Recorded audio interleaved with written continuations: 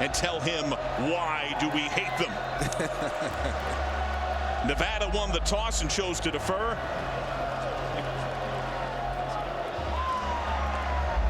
So Nevada on to kick, and UNLV to return from inside of the 5. It's Jacob DeJesus. He was the nation's leader in total return yards coming back from last season, able to get about 29 on that return. At quarterback is Hajj Malik Williams. His birthday was Monday, Turbo, and this import from Campbell is the 7th different starting quarterback in the series for UNLV. Well, they're happy to have him, and he's displayed the leadership needed to be a leader at the quarterback position, to really excel at that spot. And even when he was a backup, John, I mean, he felt like he could still lead in different ways for this football team, and it's shown big time this year. From the 31, DeJesus with blockers. Oh, they'd love to get him in space. And he has Nevada territory. Tamed by Stone Combs after he pierced the 40 to the Nevada 39. And this is a guy that can make a lot of plays anywhere on the field. You saw him as a kickoff returner, but he's a guy that can take handoffs. They love to get him on the outside, on the fly sweeps. They let him down the field as a wide receiver as well. A very versatile weapon for this offense. Able to get 30 yards. Now Williams loaded up, pressured, and he can make plays with his feet. Hajj Malik Williams just goes out of bounds. 2 huge plays, and they're at the 10. Austin Harnato helped him out of play. One of the highlights of this offense, John, has been the offensive line. Look at how much time he has in the pocket to be able to look down the field and then recognize he has no receivers open, and then this is what he can do right here. Use his feet to make big plays. 29 yards. Now this is where UNLV has had trouble getting touchdowns in the red area. Jet Thomas thundered into the teeth of the defense, chopped down after a couple to the 7. The head man for UNLV is Barry Odom.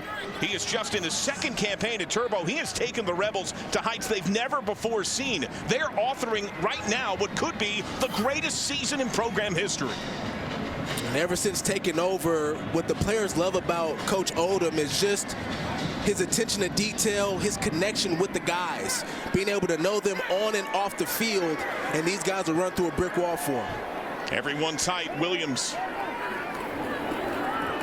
Lob, end zone, incomplete. He overshot his tight end. And Kaleo Balingai in coverage there was Chad Brown. Let's meet the other starters for the Rebels. And a man who grabs your eye already has one big play in Jacob DeJesus. Yeah, a very versatile player, a threat to score anytime he touches the ball, John. And he's also one of the inspirational leaders, of this football team as well, making a difference in the locker room, a guy that guys can look up to. They'll be looking for him to make a ton of plays tonight. 3rd and goal. The Jet trying to take off, and he's down at the 1. What do you do? Well, you get down to the 1-yard line here, John. You get started in this game. You're being able to drive the ball down the field. I would go for it here in this situation if I'm UNLV. Offense on the field. This is what Barry Odom said he would do. They needed to be aggressive in the red area. They needed touchdowns, not field goals. Needing 1 yard. Williams lob, touchdown! Balingai with his 6th TD of the year, and the initial strike by the host Rebels. Just an excellent play call by offensive coordinator Brennan Marion. All those guys sort of bunched in the middle of the offense there inside, making it look like it's going to be a run. And Balingai acts like he's going to block it, and boom, slips out into the flat wide open, and the Nevada defense just forgets all about him. Nice execution there by the offense. Now Caden Chittenden having a stellar freshman campaign, hails from Las Vegas for the point after. And he converts. So Nevada deferred, and the Rebels put a show with the go-go. Timeout on the field. 4th and goal. Money. Turbo and Barry Odom said he wanted to be more aggressive in the red area. He certainly was on that first possession. Yeah, they go play action here, and here's 24. He's supposed to be manned up on Malengai right there. He's going to slip out because he blitzes, and you're going to see after the play, Keaton Crawford, number 4, there he is right there. He's looking at his team and said, "Where are you going? You're supposed to be manned up on that guy." Malengai is able to find some space in the end zone, wide open there. Just a miscommunication on the part of Nevada's defense there. So now UNLV to kick. Chittenden gets touchback 67% of the time. That could be a field position issue on the game. He's been great. Nevada doesn't have one since making a change at kicker. And that is plenty deep enough. That is a touchback. So here's the first possession for Brendan Lewis, who oddly was recruited by Barry Odom when he was at Mizzou. And Lewis has had such a tremendous turnaround campaign. Yeah, I mean, you look at the 6 interceptions, 4 of those have come on Hail Marys, John. So he's been really efficient and smart with the football. Only 2 legit, I would say, interceptions this season. And he's really the meat and potatoes of this offense, running it, passing it. He's going to have to make a lot of plays tonight to beat UNLV. I can still feel that tryptophan, getting those turkey references in. And it's misdirection. Marcus Bellin to throw. Option pass incomplete. Oh, you thought a trick play could be part of it, but on the very first try of the game, looking for Cortez Braham Jr. Nevada trying to catch UNLV off guard here.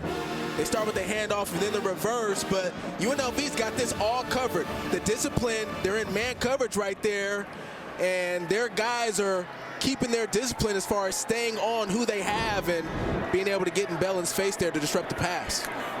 On 2nd and 10, design run, and they sniff that out. He's got nowhere. He'll lose a few. Let's take a look at the full starters for the Wolfpack after that loss of 4.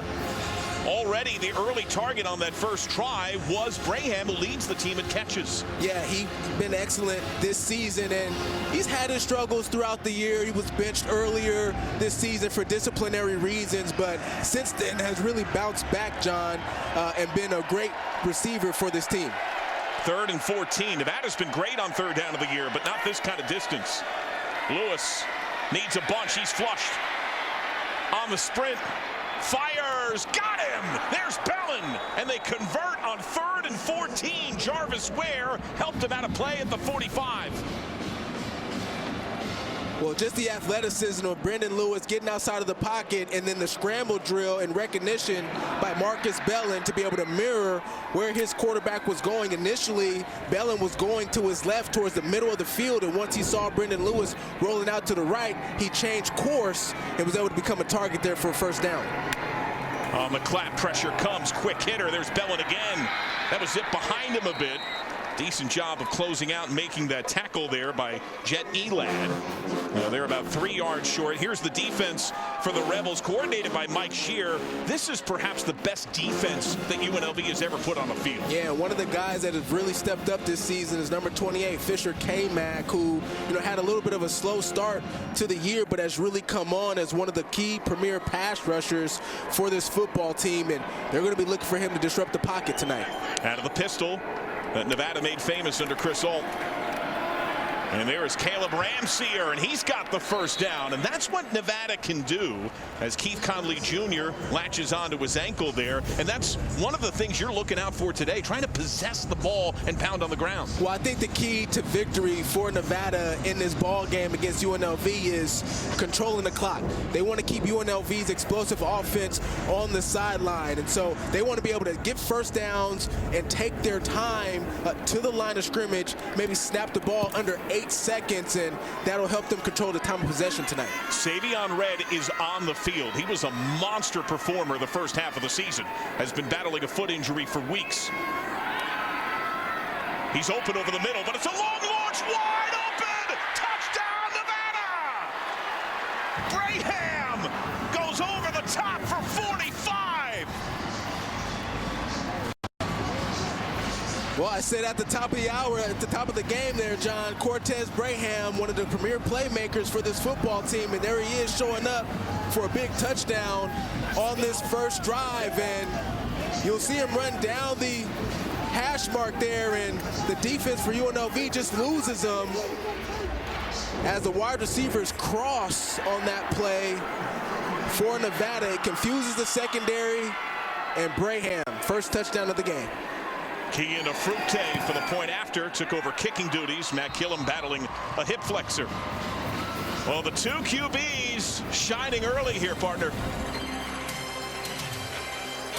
Brendan Lewis faced 3rd and 14, converted, and then denied that middle screen. He said, I want it all. Tied at 7. Ended up on this play. Well, a really nice play design by offensive coordinator Matt Lubick. Braham is going to come in motion, and then he's going to run up the seam. And UNLV, they started off like they're in a single high, but then they go to cover 2, which leaves the middle of the defense wide open, and they try to run the middle linebacker there with the wide receiver, and Braham just too fast, just too much speed for a linebacker to run with in that situation. A nice read by Brandon Lewis, and Nevada's able to take advantage. So here is a Fructe, who has not had a touchback yet. His 13th kickoff of the year. UNLV is strong in the return game. And a couple of solid returns early for DeJesus. What are your keys for this game? How about this? No field goals in a turkey bowl. That's right, Nevada, when they get into the red zone, they got to score touchdowns, okay? And also, let it marinate, okay? Thanksgiving style, that means control the time of possession for Nevada offensively. All right, how about UNLV? Stuff in the run, defense, all right? They got to be good in the run game, and then on offense, all right, excuse me, defensively, can you pass the turnovers? All right, they got to create takeaways in this football game against Nevada. UNLV 3rd in the country in turnover margin. There is a downed Wolfpack player after that kick coverage. That is KK Meyer. Is getting that lower left part of his leg and foot area looked at. Yeah, there is certainly intensity to this rivalry, Turbo. These are two programs that plain don't like each other, but also do have respect for each other and how hard each team plays. They certainly do, John. And, you know, you're talking about a team in UNLV who's rebuilt as we sort of look at this injury here. Number 10, there he is right there. Boop, boop. Looks like maybe he just got rolled up on there. Well, he's putting no weight on that foot. And look, who's the first guy out there? Coach Cho, carrying his guys, you know, back to the sideline. And this is what Nevada is developing with their program, right? Just that connection, right? And it starts with Coach Cho. He's been the example of what type of program he's trying to build for this team. He talks a lot about the senior class and how he wants them to be bridge builders of this building of a program. He recognizes that he took over a tough situation. He sees a chasm between where they are and where they want to be, and wants these young men to help create that bridge to get them there. Yeah, 100%. Now Jet Thomas into the backfield. Play fake. Nice look on the quick slant. That's good for a first down. There is a flag on the field. Ricky White, the third, got his first grab. Will it stand? Cal McNeil. Eligible downfield, number 19. The receiver was covered. 5-yard penalty from previous spot. Replay, first down. El Guy.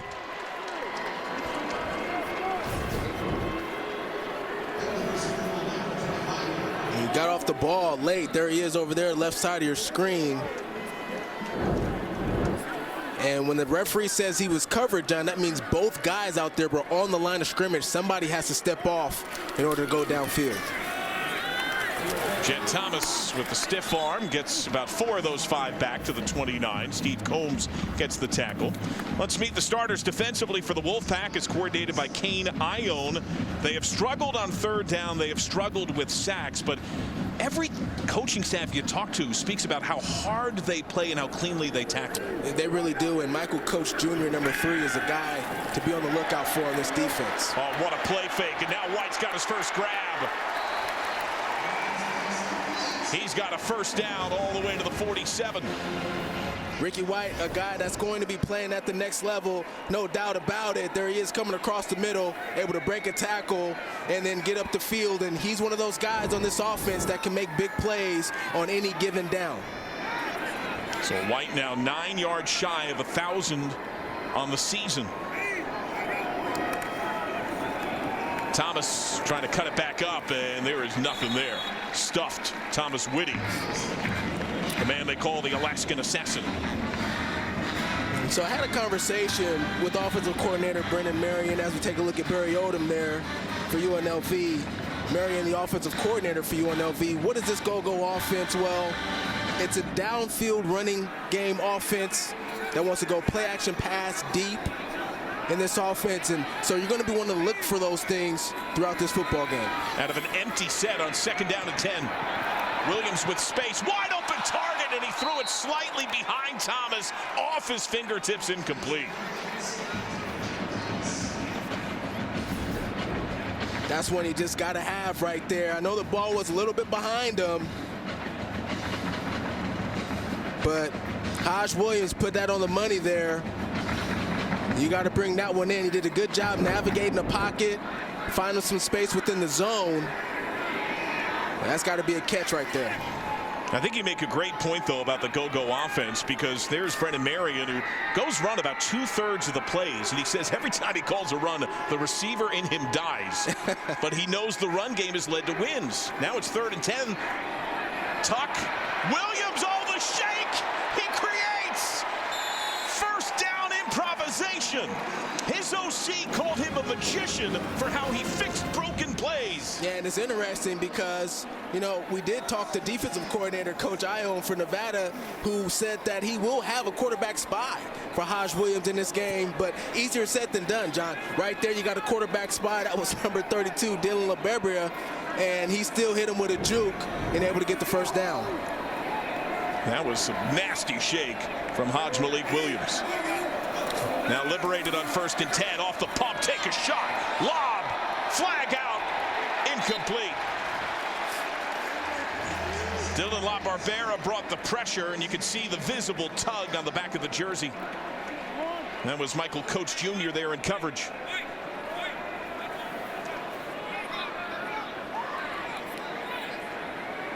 Cal McNeil, our referee. Pass interference, number 3, defense. 15 yards from the previous spot, automatic first down. Matched up with Casey Kane, and Coates is one of the better DBs in the league, Turbo.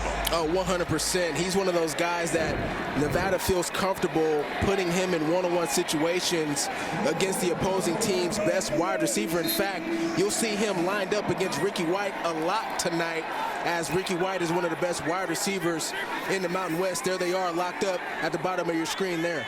Press on both sides. Play fake.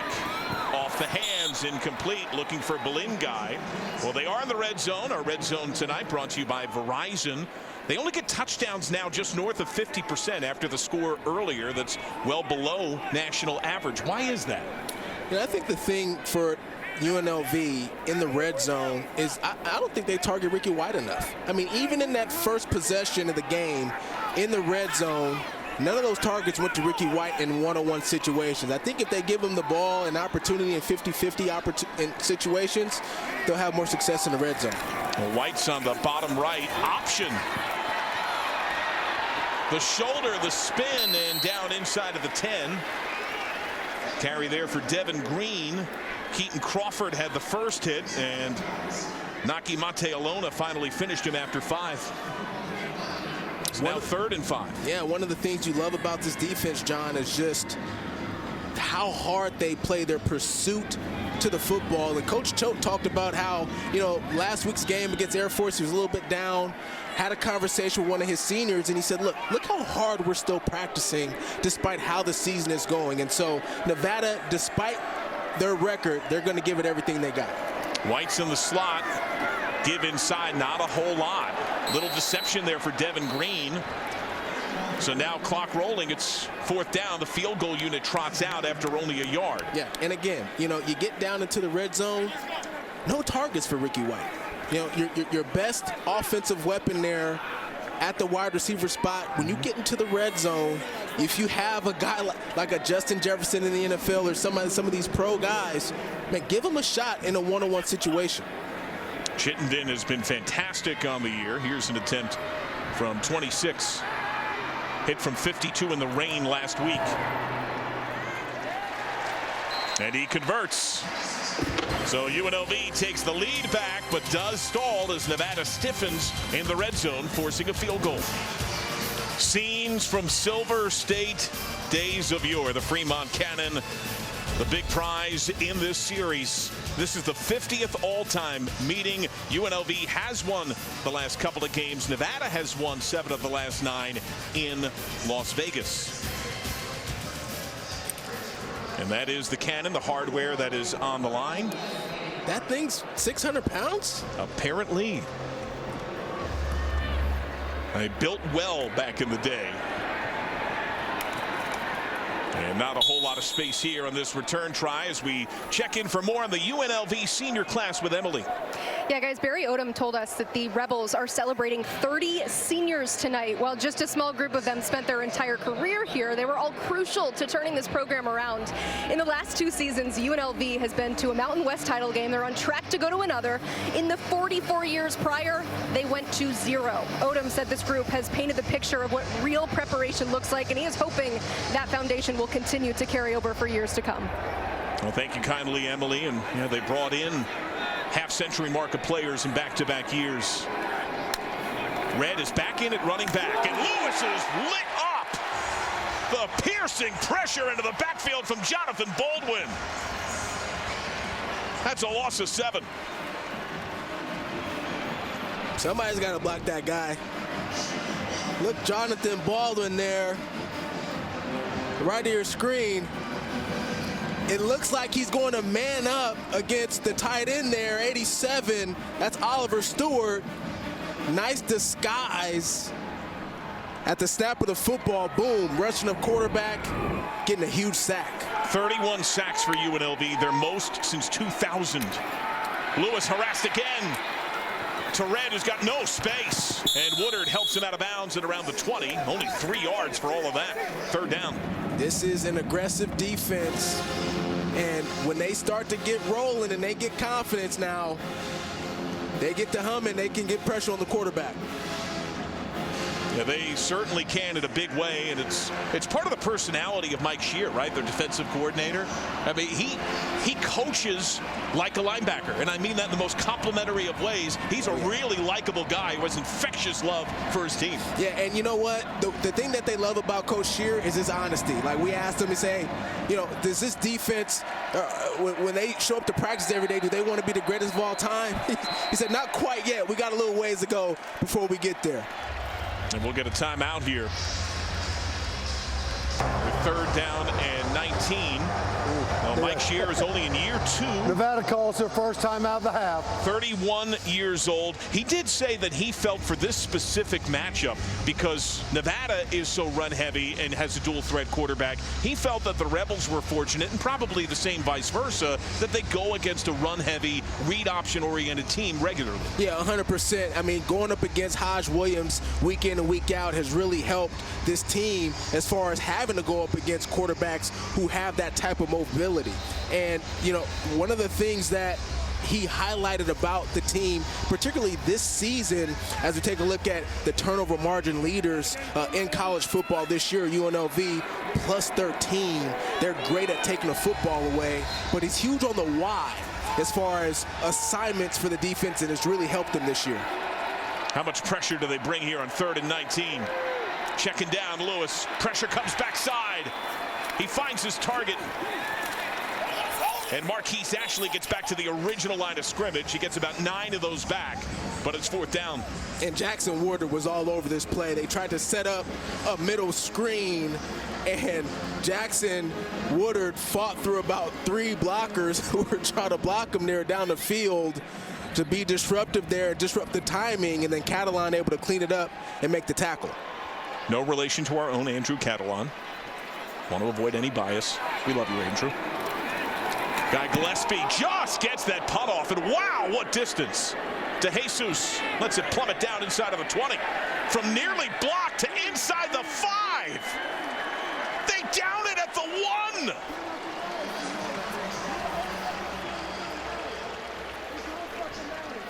From disaster to delight. They have had trouble protecting on punt on the year. That one barely off cleanly. The cleat got him in the face mask. Baltimore. Saquon Barkley leads the Eagles against Lamar Jackson's Ravens. Now that's a CBS Sports Sunday. In Eagles history, QB1, these are the men that have had the winning success. Donovan McNabb has the franchise record for victories, but former UNLV star, he won 11 games as a senior with the Rebels in 1984. He won 70 games for the Eagles, and he also had a 91-yard punt in an NFL game against the Giants. It was just a 72-yard punt that pinned his alma mater at its 1. The more you can do, John. So out of the end zone, on the ground, and a little bit of breathing room. A plunge to the 6, gain of 5 for Greg Burrell, the freshman from right here in Las Vegas. This is not a situation UNLV is uncomfortable being in because of the type of offense that they run. As much as they love to throw the football down the field, they're really a run-first team. They love to present their physicality on opposing defenses, and they're doing so right now to start this drive. If they win, they're in to rematch with Boise State in the Mountain West Championship. Burrell able to pinball up to the 9. He gets 3. It'll be 3rd down and 2. Stone Combs was in there on the contact. And how about Burrell getting his opportunity this season, a true freshman. He's got a lot of trust within this offense now. I mean, they give him the rock. He's got a lot of talent. And that's why he's in the game right now in these critical moments here. Well, how about what he did last week? He basically won the game against San Jose State. 10 straight carries to work the final 7+ minutes. Now he needs 2, and he's got it. He wants more. And the third hitter from behind, it's Stone Combs, able to drive him down to the 16. He gets 6, 1st and 10. A big kid for a true freshman, 6'1", 205 pounds. He was Mountain West Freshman of the Week earlier this season, week 2 when they played Utah Tech. And he's a guy who has huge potential and will be a big part of the future for UNLV. When might we see a shot, as you have called, for Ricky White? He moves in motion here. Play fake. White, defender on him. Great wrap up. Keaton Crawford. He'll lose a few back to the 14, so loss of 2. A really nice read by Keaton Crawford. As soon as that ball left the hands of Malik Williams, I mean, he was like a bullet to Ricky White there to be able to make that tackle. And a good tackle it was now, because Ricky White is great at making you miss in space. Crawford, part of the Texas defense, co-coordinated by Jeff Choate. Off the play fake. Williams sees a seam. Gets stood up, continues to drive. Kane Savage, and then another half-dozen Wolfpack defenders were there. And this is the push from the quarterback turbo to the 21 to pick up 6. All fight for Williams. He understands what's at stake tonight.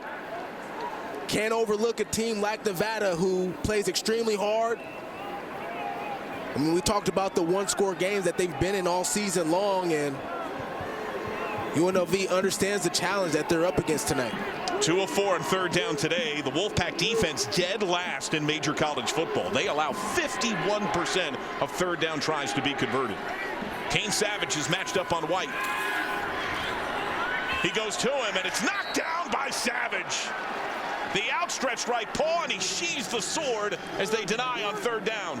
You know, it's interesting because we had a conversation with defensive coordinator for Nevada, Kane Ione, and he said, look, we're going to match up Michael Coates against Ricky White in tonight's ball game, but don't be surprised now. You see these other DBs in one-on-one situations as well. We have just as much confidence. Strong punt, steep retreat. Marquise Ashley watches it plummet over the shoulder. 15.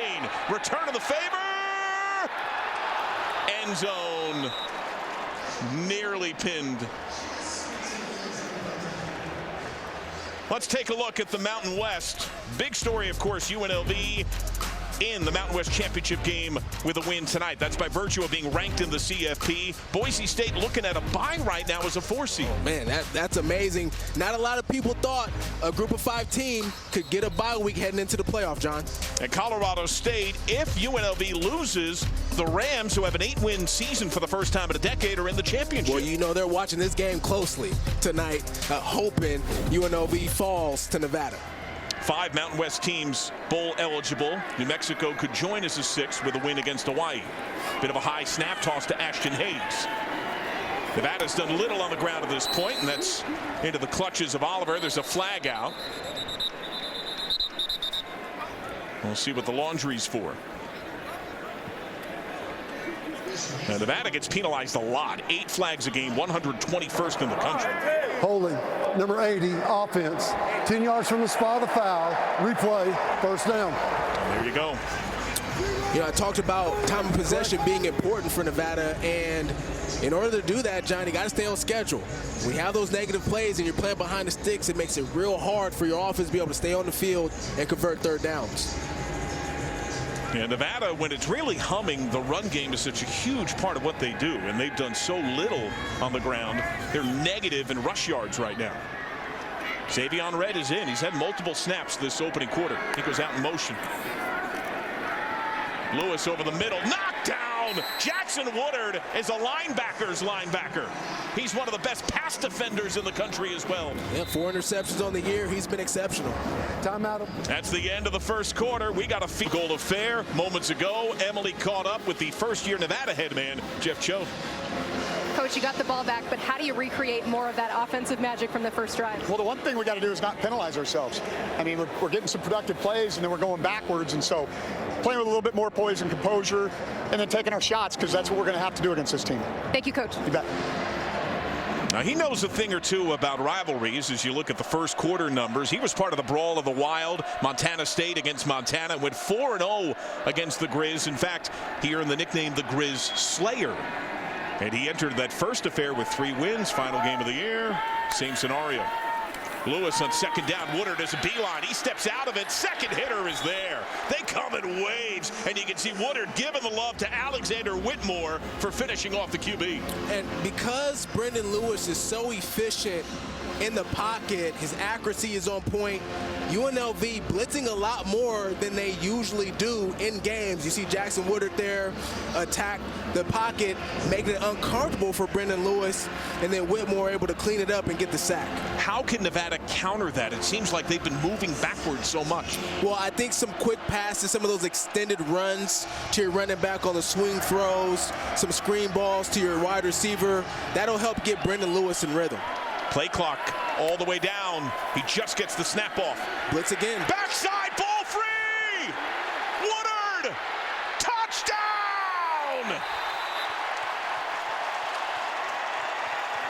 Jarvis Ware blew him up, and Woodard gets the score. UNLV, I just talked about it, not generally a blitz team, John. But they understand how good Brendan Lewis is, and so the game plan was to try to make him uncomfortable. How do you make a quarterback uncomfortable in the pocket? Well, collapse it. Bring extra defenders. Try to confuse the offensive line. And right now, UNLV is taking full advantage. And right there, it goes for another defensive score for UNLV this season. Jarvis Ware forced that fumble. He had a huge game against San Jose State. His head coach Barry Odom said probably his best at UNLV when he was often matched up with Nick Nash, the star wide receiver of the Spartans. And you know, coming into this game, John, UNLV had scored 81 points off turnovers. We'll take a look at this replay, and obviously another score right there. Want to make sure Lewis's arm wasn't moving forward. It was not. This play is going to stand, and that's going to be a UNLV defensive touchdown. And a point after is good. This defense has been dominant. The affection on display. They're looking to go to the Mountain West Championship and perhaps the CFP. And some big-time plays early here in Vegas. second year in the FBS Turbo, an 8-4 record, but they did fall today to Western Kentucky, and you'll be on that call on Friday. I will be, man, and I'm excited to be able to be on that call for the championship game. And Jacksonville State, how about this? Hosting the Conference USA Championship game for the first time in school history. So a monumental day for that school. A touchback, and Jackson Woodard has certainly made his presence felt on the game. For more on the star backer, let's check in with Emily. Yeah, I actually asked Jackson Woodard if making it to the newly expanded playoff was a goal headed into this season. He told me the leaders on this team actually got together at the beginning of the year. They had countless meetings throughout the summer to discuss goals, and that was brought up. He did say the biggest goal, though, is to win a Mountain West championship, and then the rest is up to the committee. But with their tough non-conference schedule, he said playoffs were definitely in mind. And he's not only a star player, and kind thanks, Emily, but he is a finalist for the Campbell Trophy, the academic Heisman. Yeah, he's my favorite to win Mountain West Defensive Player of the Year this year as well, John. Saw what he did last year against Nevada in stride. And this is part of what you're talking about, right? They get Kai Woods a touch. He gets 9 yards in a creative way to ignite him at an angle. And look at how many running backs Nevada's using. You see Kai Woods there getting the carry on the fly sweep. Destin Hawkins, number 22, has gotten into the action. Caleb Ramzier, number 20, has gotten to the action. Ashton Hayes. So they use a multitude of backs to be able to, try to throw defenses off as far as their skill sets are concerned. How aggressive might they be? Take a shot, 2nd and 1. Motion from Oliver Stewart. Blitz shown by Woodard. He comes. Lewis feels the pressure. And there is Woodard. And Lewis has the first. Able to rumble to the 41. He gets 7. And so one of the things Brendan Lewis wants to be careful about here, John, is, okay, UNLV's been able to, blitz and put some pressure on them. Hey, don't tuck the ball too quickly now. You still want to be able to stand in there in the pocket as a quarterback, even under duress, all right, and try to deliver the ball down the field. Okay, don't want to get into those one read and then tuck the football and run situations right now. Pass yards favor Nevada. Run game has not been there before this possession. This is one of the better ones so far. Ramsier, there's nothing. He is swallowed up at the point of attack. That'll be loss of half a yard. That's where the UNLV defense particularly shines, Turbo. They are best in the Mountain West, top 15 in the country, only allowing 104 rushing yards per game. That's on pace to shatter the program Division I record. Yeah, and it's a defense that's really balanced, John. I mean, you talk about their front seven, their defensive line and linebackers, and how they're able to shut down the run. And then the secondary, I mean, extraordinary. You talk about last week going up against the best wide receiver in the nation, held Nick Nash to 1 catch. So they're a very balanced defense. On the read, Ramsier has a blocker, a stiff arm, and able to get an extra few. Looks like he'll be marked at the 49, so he's able to get 8. Ramsier, lad that was there. Yeah, Ramsier, Elk Grove, California native. Throwing out the stiff arm there. He's got a lot of speed, so they like to get him the ball around the edge. They line him up in Wildcat. He'll take a snap and run the football from those situations as well. So he's got some versatility to his game, and this could be potential 4-down territory for Nevada right here. 3rd and 2. Play fake whistles, Blair. Flag flies. Can't have a procedural pre-snap penalty here. Prior to the snap, ball start, number 86 offense. 5-yard penalty, remain 3rd down. That is John Bolus, who's really an offensive lineman who is lining up at times at tight end out of necessity. They have been ravaged by injury at tight end and running back. Yeah, you're going to see John Bowles and Josh Grabowski, both offensive linemen that will line up at tight end throughout this football game. And, John Bowles getting his first opportunity to really play in this game and got a little antsy that time. 3rd down and 7. They're 1 of 3 on 3rd down today. Motion from Braham. Lewis, hounded, surrounded. Tries to whip it away. Out of bounds, incomplete. There's Fisher K-Mac, the man that you highlighted at the game start.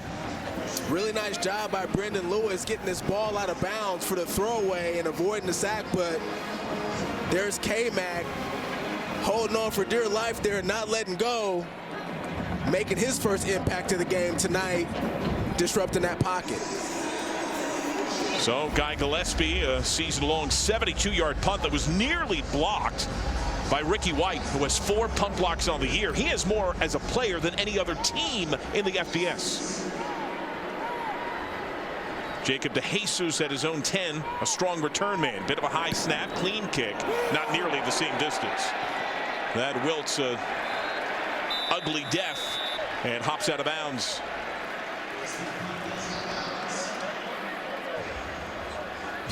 Now the mark at just shy of the 30. It is very personal, and I hate the color red, but we're looking at coming with a chip on our shoulder this year. Turbo, I loved what Nevada head coach Jeff Choate said. He was digging into the rivalry his first year as the head coach at Nevada, and he said, boys, there are more fistfights in the history of this series than any other rivalry I've been around in my long coaching career. I mean, they share the same state, obviously. They're about a 6-7 hour drive from one another. And nobody wants to be the little brother in this rivalry. And so there's a hatred there. Ricky White III in the backfield, along with Jet Thomas. Williams. Thomas bounce it outside. And a hard, stiff arm as Chad Brown helps him out of play. He has the first down. They get 14. Jet Thomas, he's got the nickname Jet because he's got a lot of speed. Although offensive coordinator Brendan Marion may say something different there, but I love your conversation that you had with him, and he brought up that he's been giving him grief, saying, I'm not going to call you Jet, I'm going to call you Jaden because you don't have any long touchdown runs of late. How does he do that? I mean, it looks so relatively simple, and Hajj Malik Williams finds a way to weave 9 yards. Well, the thing that you're noticing about Nevada's defensive line right now is that they're playing undisciplined. And so the defensive end, he's got to set the edge from avoiding the backs to getting to the outside. Well, low snap. They had a quad diamond set up on the left, and there's laundry on the field as well. Some creativity in the formations, though, this possession. Illegal snap, number 65 offense. 5-yard penalty, second down. And Jack Haas, the center. They are a very veteran offensive line. They really are, and they've been exceptional this season. Just a little miscommunication that time from the center. A little double snap right there, causing a penalty. So now 2nd down and 6. They go empty. Nevada furiously trying to adjust to redirect everybody. Motion from DeJesus on the keep, and Nevada able to swarm him down at officially the 46. Harnato was in there on the contact, a little slow to get up. Looked like he got landed on there a little awkwardly, but nice to see him back up. You see him navigating there through the pocket, and then right there you could see him start to grab at his leg right there. So 3rd down and 5, and a crowded front shown by Nevada. Do they bring pressure? Yes. Blitz is on. One hand grab. Brilliance by DeJesus for a first down. Savage in coverage. They get to the 43. They motion DeJesus down, and they run a little pick play with him and Ricky White, and you can see the confusion that it causes between Michael Coates number 3 and number 1, Kane Savage, just creating some traffic there between the defensive backs that time, and that created the open space then for DeJesus to catch that football and get the first down. Working some clock this drive, already up 10. DeJesus finds that thin seam, and the outstretched hand of Dylan LaBarbera saved him from sprinting for another 10+. He's held to 8, shy of the sticks, 2nd and 2. Yeah, I tell you what, if LaBarbera doesn't hustle to get this tackle right there, you see number 32 chasing him down. And this could have gone all the way if Jesus is able to make another guy miss there in the secondary. This is the most creative formation play calling possession UNLV has had. Now look at this misdirection. 2 tight ends on that right side, Ballanguy and Moore. Yeah, a lot of motion, a lot of shifting. And now a flag.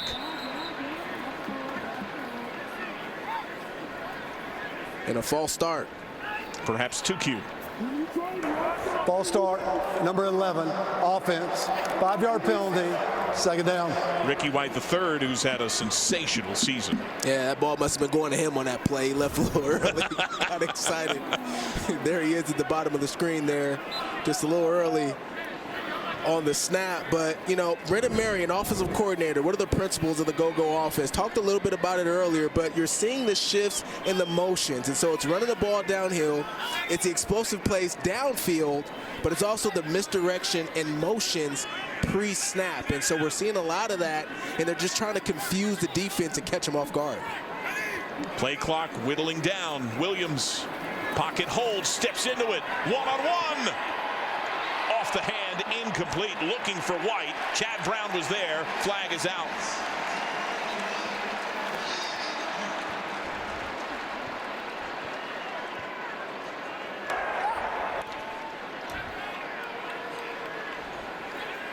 Cal McNeil, our referee, has been busy of late. There are 2 fouls on the play. Ineligible downfield, number 44, offense. The receiver was covered. Pass interference, number 24, defense. Those penalties offset. Replay, second down. So that's the second time now UNLV's had that legal man downfield called because the receiver was covered. As we take a look at Chad Brown, that's a lot of jersey there with that left hand. Yep. So that's the right call there on the pass interference, but UNLV's got to do a better job getting lined up as far as communicating who's on the ball and who's off. And that's where the rhythm that was there has been disrupted. And Jeff Choate noticed a defensive man from his time more recently with the Longhorns at Texas. On 2nd and 7. Burst. And a hard drive back after the first to the 30. That's a gain of 10 for Jet Thomas. And right now, UNLV attacking the left side of the offensive line, and Ika Hihifo, he's got to contain the edge. And they're taking advantage of him not getting off the football right now, full speed, and able to get to the outside for first downs. Seen it twice now from Jet Thomas, once from Haj Williams. Williams on the roll. Fires. One-hand try, lost incomplete. Savage was on to Jesus, who had that one-hand grab earlier in the game. Yeah, I was going to say, there he's about to grab his second one-hand catch of the game, this time for a touchdown. Just an amazing athlete. The trust that Haj Williams has just to put it out there for De Jesus to go get that football. Amazing effort. Just couldn't complete it that time. Williams thought maybe a TD. Spent so much time with those wideouts after team practice is done. Thomas stumbles, still drives, and gets to the 27. A gain of 3 there. Thomas Whitty derailed him. De Jesus, a special talent, back out onto the field. How do he and White complement each other and help this offense? Well, White is more of an outside receiver, all right, so he's going to be able to have those vertical routes, those inside breaking routes, and De Jesus is working the slot, and so he's able to serve as a little bit of a distraction for some of those safeties, especially for teams who want to double team. 2 safeties fade back, empty.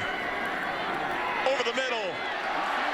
Tumbling grab, De Jesus. How'd he get inside of Keaton Crawford all the way to the 4, a gain of 23. First down.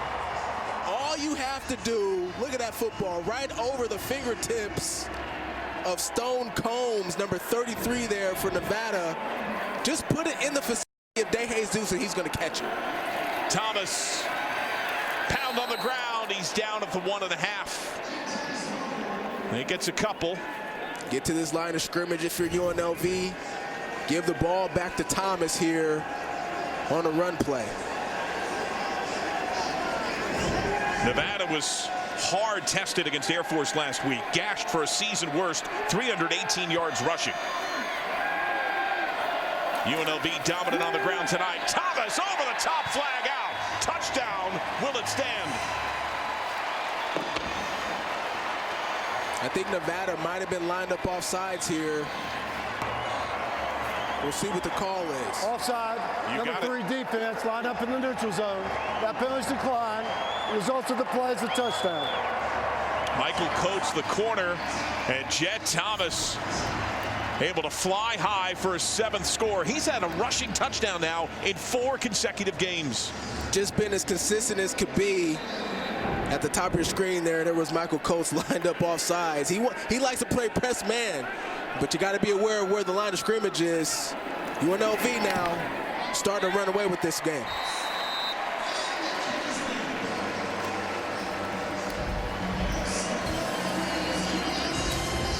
A one-hander by De Jesus. And then Jet Thomas to finish us off for a touchdown. UNLV 24-7 over Nevada.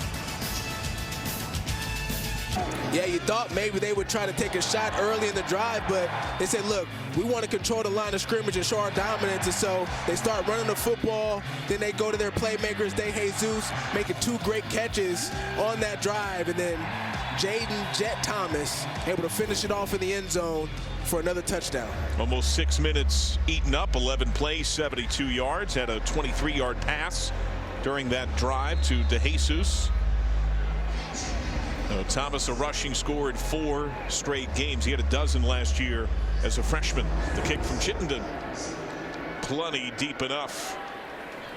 Tomorrow morning, 8 Eastern, kick off your day with That Other pregame show as the Tops crew breaks down all the latest NFL news and headlines, gets you ready for a full day of football action right here on CBS Sports Network. Brendan Lewis back out of the field. What's your feel for Nevada so far? Well, really the story of this game for Nevada offensively is that they've been able to move the ball. They've had some positive plays. And then they have a play where they beat themselves. The penalty that negates the drive and essentially ends it for them. And they've got to correct that here moving forward. Savion Red has been playing on a bad foot. Gets swung out of bounds by Jalen Catalon. Let's take a look at the defensive numbers for UNLV tonight. Wow. Yeah. And this is just the activity, right? It's the activity for UNLV. It's, it's the blitzing, and then it's dropping in coverage, and it's just doing different things defensively to confuse Nevada. They only allowed 8 rushing yards in this football game so far. And 7 of them came on that last play. 2nd and 3. Blitz comes. Bellin. First down.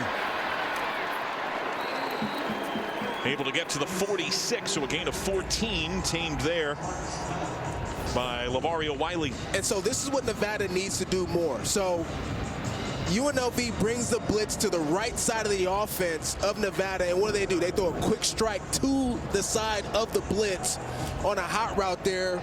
Bellin is able to make a guy miss in space one-on-one. He's really good at that, and they're able to convert for a first down. More of that is needed for UNLV, getting the ball out of Brendan Lewis's hand quickly. Motion for the tight end, Oliver Stewart. Blitz shown again. They bring it. Lewis is red, helps to Chet. Lewis spun around. He's got nothing, and wisely throws it away.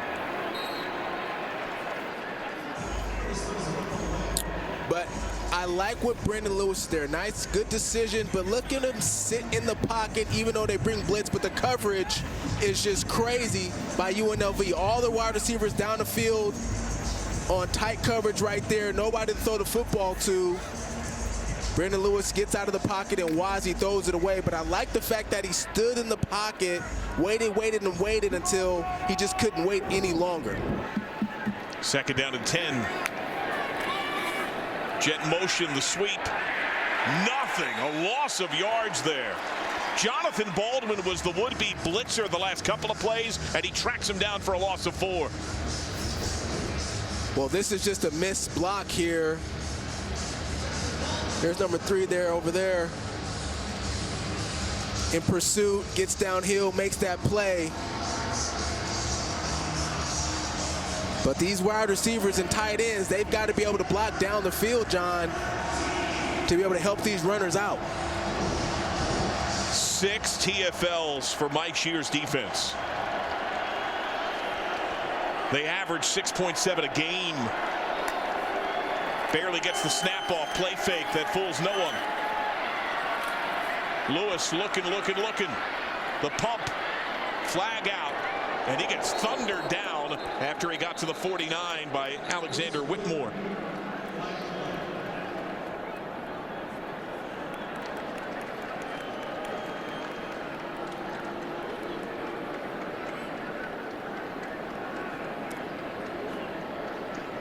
Cal McNeil. Defense. 10 yards will be added to the run. First down. Big penalty on Lavario Wiley.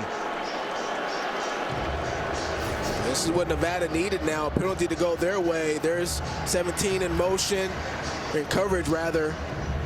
And just on the scramble drill, they get him with a holding. Didn't really see much there, John, prior to Brendan Lewis scrambling there, but enough for the referee to throw the flag. He was matched up with Jaden Smith, the 6'6" wideout.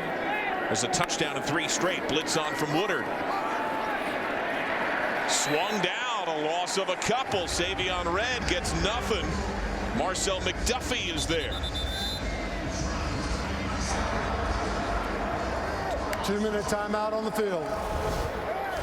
2-minute timeout is here, and we'll step aside. Red with no room to work, and Nevada in dire need of a score. They'll have the ball to begin the second half. Well, 2 minutes left, 2 timeouts. They don't need to be in a rush right now, but they do need to score a touchdown. But they want to be able to score with this little time left for UNLV to get the ball back there.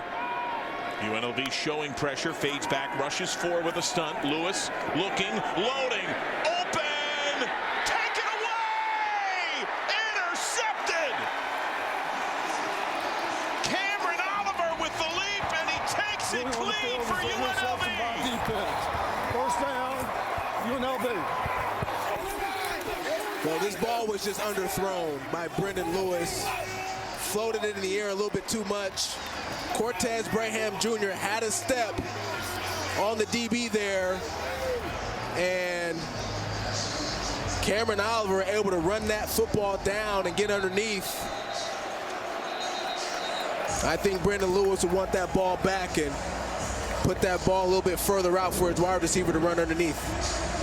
17th pick of the year for UNLV. They're second best in the Mountain West. And Oliver, top 5 in program history, now has 13 interceptions on his UNLV career. I mean, this guy's just been amazing throughout his time at UNLV. And another turnover for the defense. From the 1, they've been there before. Play fake. Flags everywhere. And it was Keaton Crawford who gave the greeting over the middle.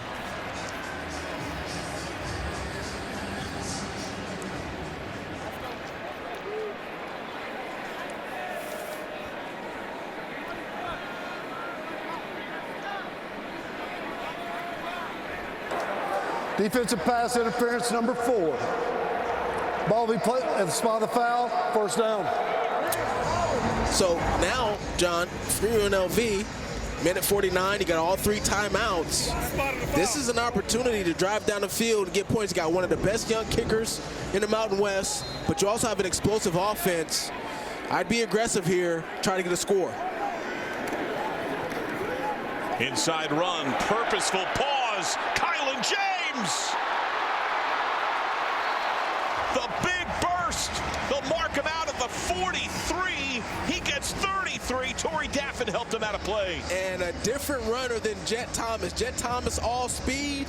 How about Kylan James? More patient to the line of scrimmage, and then boom, able to explode into an open crease and get the ball on an explosive run. Bunch trips with a tight end opposite. James reading again. Zigzags to the 46.5. Michael Coates Jr. was there. Give him about 3, and they'll call timeout. We'll take 30-second timeout of our own. Minute and a half to go. Hello? Hi, I'm Gemini. Hi. How can I help you? So I just talk? Yes, but normal. We can have a conversation about anything you like. Anything? Try looking for a small round bolt somewhere on the oil pan. Got it. Does the child seem ready for bedtime? No. And then I looked down and I had spaghetti fingers. Well, in dreams, noodles can sometimes represent creativity. Have you had this Shop dream? Pixel's best holiday deals at googlestore.com. This is where they stand in the Mountain West. Boise State bested Oregon State. Ashton Genty gashed the Beavers for 226. They're in. They will host the Mountain West Championship. Colorado State against your alma mater. 29 unanswered in the fourth quarter. Roared with a furious fourth. The Rams watching with high intent. Yeah, incredible comeback for Colorado State. And then for UNLV, obviously, they win. They're in the Mountain West Championship. If they lose, the Rams will take on the Broncos. Out of the UNLV call timeout to Jesus. Gets driven down hard and out of bounds. That was Stone Combs. He said so.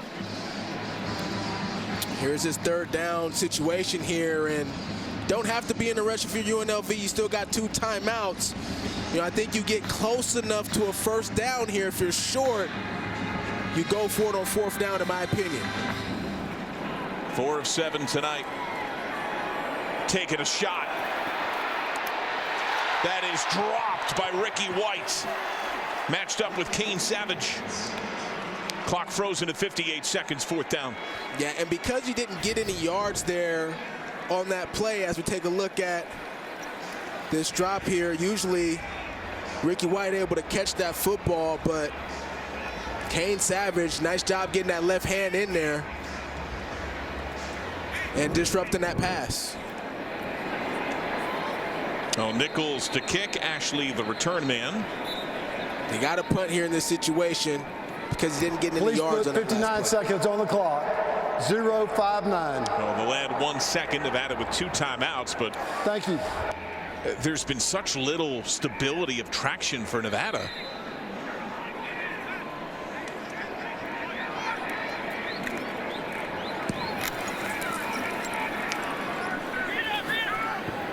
Ashley lets it plummet.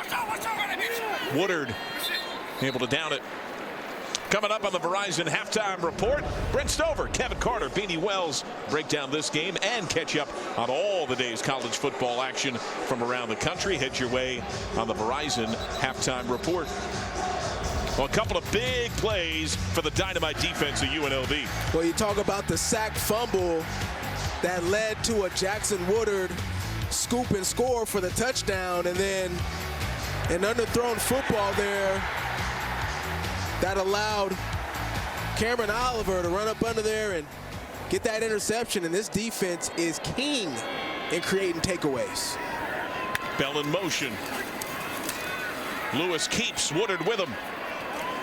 And he takes him down after he gets about 4. You know, Nevada, they got the touchdown on that opening possession, had the huge big play. Since then, it's punt, fumble, punt, pick, and just no consistency. Yeah, and every time they get something positive going, it's a false start, or it's a holding penalty, or it's a turnover. They've been beating themselves all night.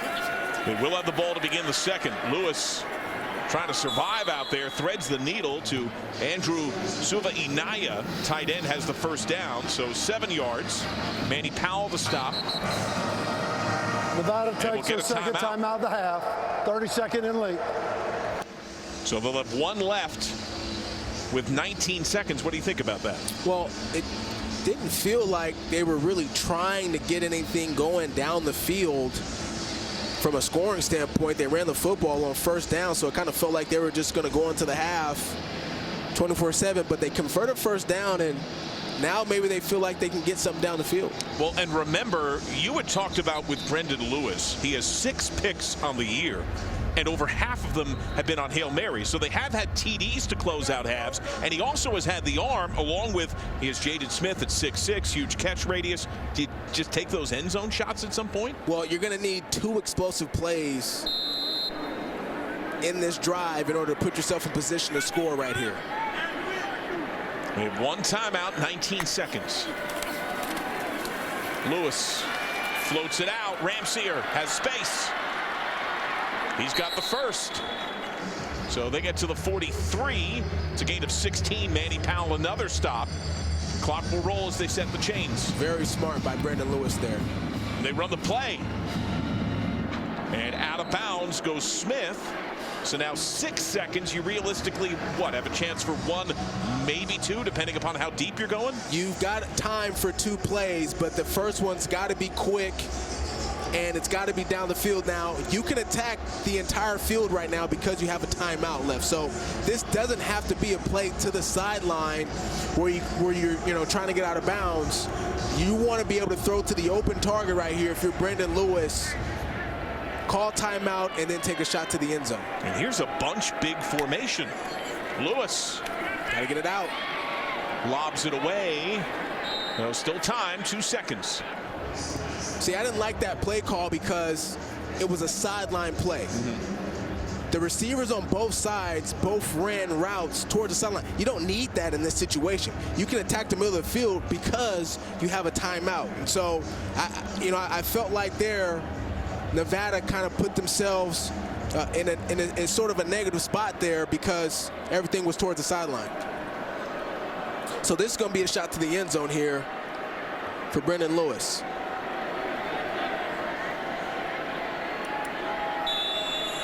And we'll get a timeout first from UNLV. So they got to look at the formation. UNLV takes their second timeout of the half. 30 seconds in length. Yeah, it's one of those situations. Barry Odom says, okay, let's go out there and see what they line up in. And see who motions. We'll get a picture of it, call that Kodak. And then call timeout. You know, it's interesting you use that exact turn of phrase there because Mike Shear, the DC for UNLV, had shared specifically he wanted to give Brandon Lewis different pictures, different looks and formations that perhaps it's really the same thing, but it looks different. And he had keyed in on one big element that they wanted to make sure that Lewis, who does run a lot, gets hit. Not to hurt him, not to try to injure him, but it's football. Oh, yeah. And they've done that. Yeah, so he can feel the pressure. And we saw Brandon Lewis a little bit start to, sort of, hey, take the snap, first target wasn't open, I'm running. And that's the uncomfortability he's trying to cause. They send 5. Lewis is still pressured. Woodard chasing him. Here's the heave. That is knocked down, incomplete. And perhaps fitting because it's a front. Kicks have been strong from Chittenden. No chance to return. Word from the head coaches during the break. Let's check in with Emily. Well, John, both head coaches wanted to talk offense at the break, and Barry Odom told me that offensively some self-inflicted things have made things harder than it needs to be, but if they just stick to the game plan, they'll be fine. While Jeff Choate told me the message at the half was simple. He said, there's no 17-point play. We got to win this kickoff return. We got to win first, second, and third down, and we need to win our one-on-ones. He told his guys, don't make this bigger than it is. Trying to stay in that moment. UNLV with the win advances to the Mountain West Championship, a rematch with Boise State. A loss and Colorado State would be in. Red, nothing. That'll lose a yard plus. Jackson Woodard was there. What'd you see in the possessions in the opening half? Well, for Nevada, they actually did a pretty decent job moving the football at times in the first half, but then they'd get a false start penalty or they'd get a holding penalty and they'd move themselves behind the sticks and then end up having to punt or turn the football over with a fumble or interception. So they got to do a better job taking care of the football, and they got to do a better job being disciplined at the line of scrimmage. 8 tackles for loss for UNLV. Lewis trying to make something happen, but not able to elude. Jet Elad, only a couple of yards there. Elad's a name that came up when you were talking with Mike Shear about the Rebels that have improved during the campaign. Yeah, well, a guy that from the start of training camp until now has really been exceptional and has impressed the coaches a lot. Coach Shear described him as a guy who was wide-eyed, coming into the team there, and now is a confident, disciplined football player and an impact player on this defense. Said now he looks like he belongs. Motion from Braham, 3rd and 9. They have struggled on 3rd tonight. Lewis, deep shot, converts. Help out of bounds from Jonathan Baldwin. There's Braham. That's a really big conversion there for Brendan Lewis in Nevada in this offense.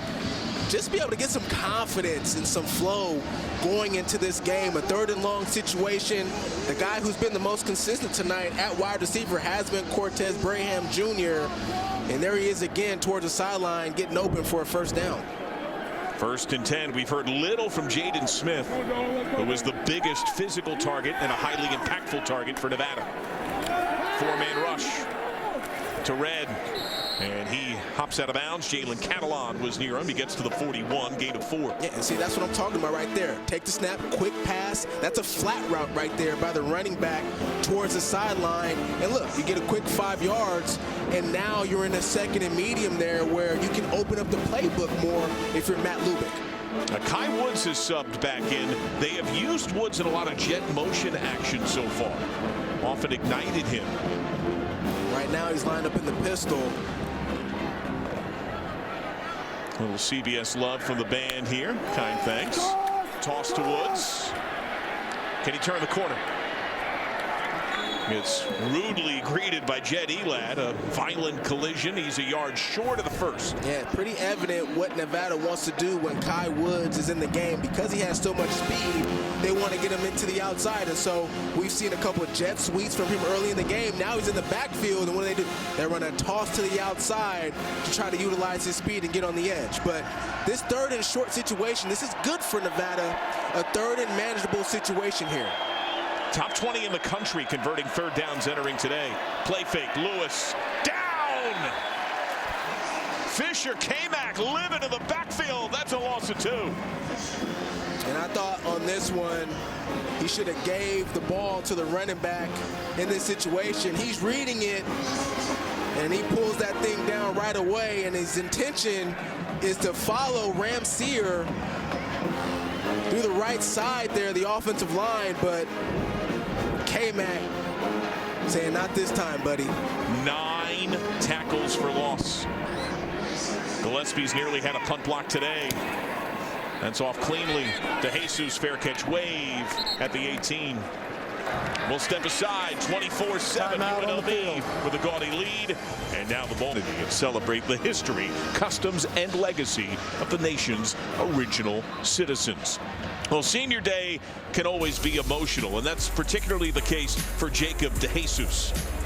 It really is, John, and you see there hugging his mom and his family there, and just a few weeks ago lost his father after the Boise State football game, and then he missed the following week against Hawaii and came back against San Diego State, played against San Jose State last week, and I talked about him being an emotional leader for this football team. This team has not only had his back, but you know, they've really sort of taken on his personality as far as how he's been able to step up through the losses. Green in motion. Williams looking sideline for Ricky White. Incomplete. Ricky that time not quite able to get a foot down. Here's the catch, and yep, left foot there steps out of bounds. Nice job by Keaton Crawford to ensure that he doesn't get a foot down in bounds that time. Yeah, White, since the quarterback change, Hajj Malik Williams became the starter in game 4. 8 games since entering tonight, over 800 yards, 7 of his 10 receiving touchdowns. Delayed handoff, and Nevada's there. Kylan James earns the 21, gain of a couple. Now, this is the contrast for White. In those first 3 with Matt Sluka, 10 grabs, 126, 3 TDs, very good. But incredibly more explosive since the completion percentage since the quarterback change for the team has gone up markedly. 100%, and the relationship between Hajj Williams and Ricky White, I mean, they're close friends and have been even when Williams was a backup quarterback. Blitz is on, a big one. Williams feels it, and he's got space. He's a wizard. First down. LaBarbera helps him out of play. And this is the danger when you blitz a guy. How about the pass protection there by Jet Thomas? on Keaton Crawford. They're able to get him to the ground, and that allowed Hajj Williams then to be able to escape the pocket and get the first down. Now, Jet Thomas, a childhood friend of Williams. They grew up in Atlanta, played in the same rec park together. Now collegiate teammates. There is White. There's only one blocker on that screen. He still gets positive yards, earns the 35, so gain of a couple. Jonathan Maldonado got him there. You know, I laughed there, John, because, you know, we spoke to Hajj Williams, and he talked about his relationship with Jet. Timeout on the field for injured defensive player. Nelson Ropati. Take a look at him, and I'll come back to that.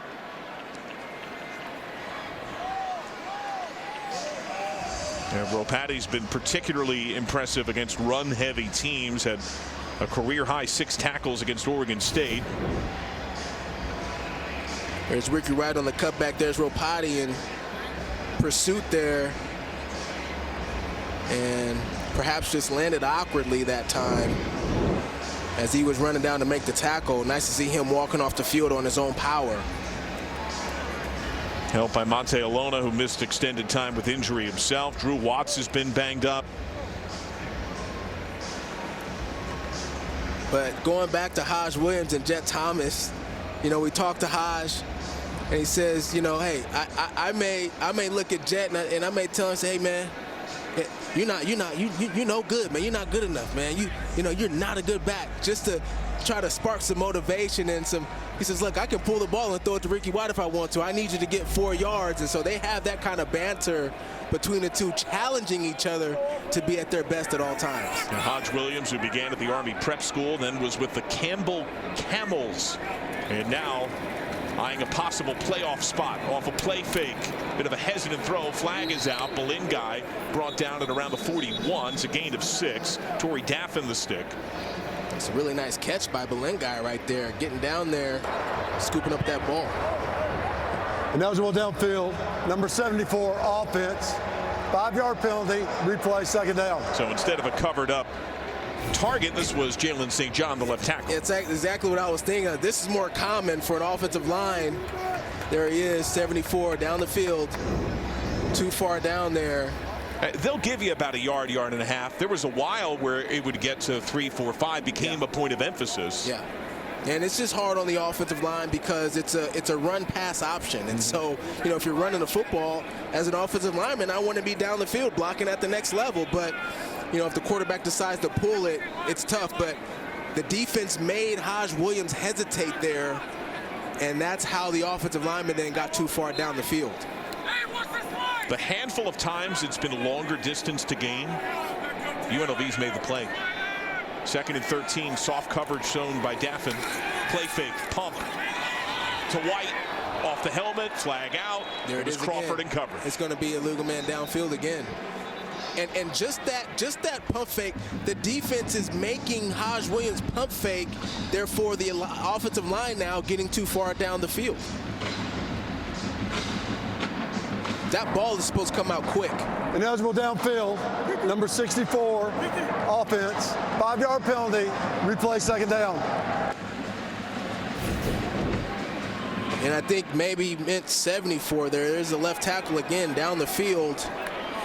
And the center, Jack Haas. It's just tough on the offensive lineman, especially when the timing is off.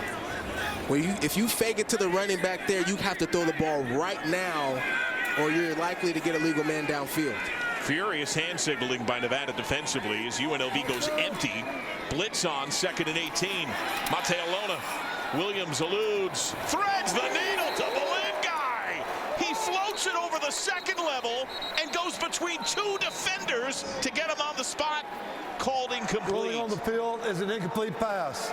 Third down. Belingai initially had this ball, and as he hit the ground, it came incomplete. Nice job by Hajj Williams making the play. There's the throw, a little bit of a knuckleball. So he catches it here, and I thought it was a catch. That's a catch.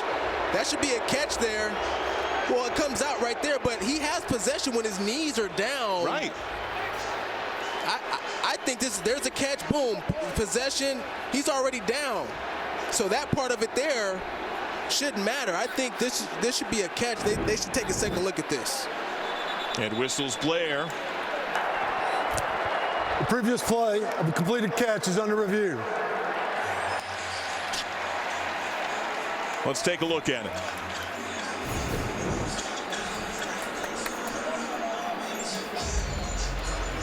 There's a catch, knees down. And then the elbows down as well.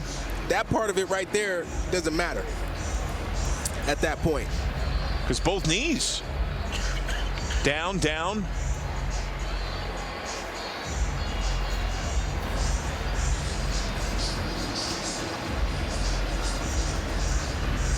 Both feet, both drag, both knees. And that's a wobbling ball because it was deflected some. It looked like a knuckleball. Yes. There. I thought you were on the mound pitching for a second. That's definitely what would have to happen at best. No, the ruling incomplete pass. And let's see what happens. Do they have this gain on a great grab by Belingai? Isn't it just amazing how UNLV, it doesn't matter what situation they're in. Behind the sticks, they're so explosive offensively. Hodge can make so many plays with his feet that they're able to just get back, in manageable situations. It's incredible.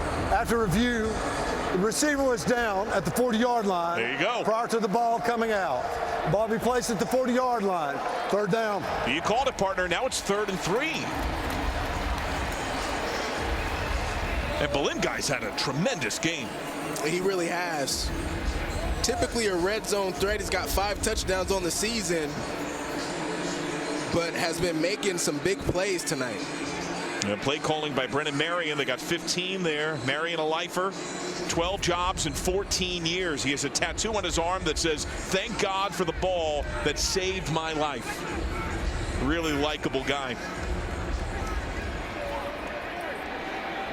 That's a crowded backfield. White goes out. On the ground, that little shake gets the first. Carry by Thomas to move the chains. The thing that makes Jet Thomas fit in this offense so well is he's decisive when he gets the football. He doesn't dance around in the backfield. He's not unsure of himself. He knows where he wants to go with the football, and he hits it quickly. And you can feel the weight, the wear of UNLV's possessions on this Nevada defense. Oh, flea flicker. On the spin, Williams. Shake and bake. First down. Unreal. This is a video game. Unreal. I don't know if that's Haj Malik Williams or Michael Vick back there. Look at this. Flea flicker. He's got a guy running him down in the pocket, and he makes it look so easy. It doesn't even look like he's straining to get away. He feels it, he sees it, and just makes the play that's there. Great job. 13 yards. Now Thomas, and it almost feels like it's a pipe that might burst. Well, I want to go back to your point about how UNLV is starting to wear on this defense because, I talked at the start of the game how Nevada needed to be the team to control time of possession. And it's UNLV. UNLV has controlled this game throughout. Play fake, blitz is on, and they get him. Tanner Vaughn was there along with Mate Alona. And that's the biggest defensive play by that front for Nevada of the game. The one thing you can say about Nevada from a positive standpoint is their resiliency. And both guys in the backfield missed their block. Christian Moore, Jet Thomas both missed their blocks there on the edge, causing that sack. But Nevada's defense keeps coming at you. They only have to get to about the 34 for field goal range. They are 6 of 10 on 3rd down today.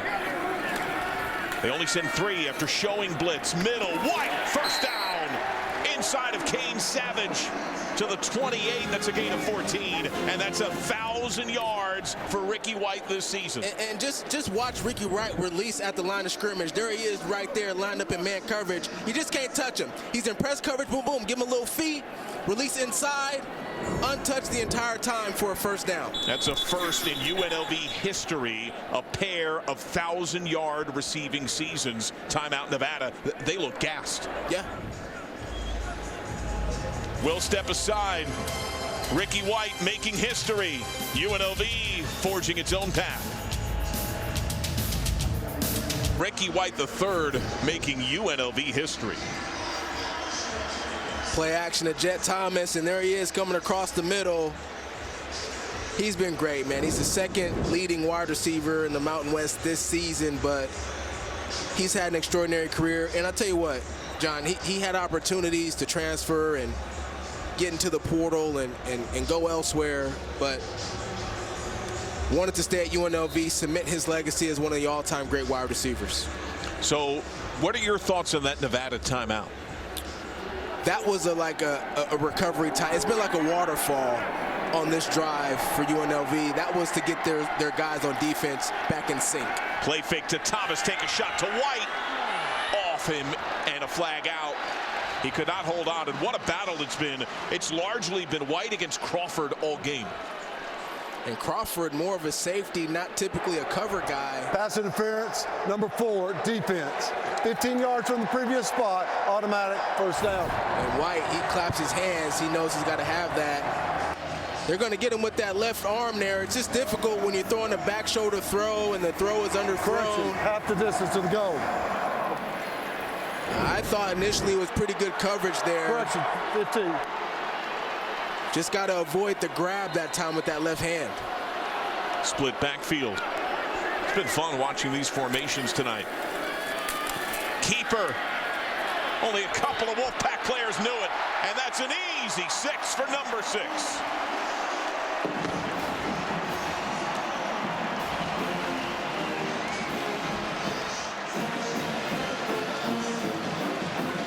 You know, the great thing about this run is watch Haj Williams.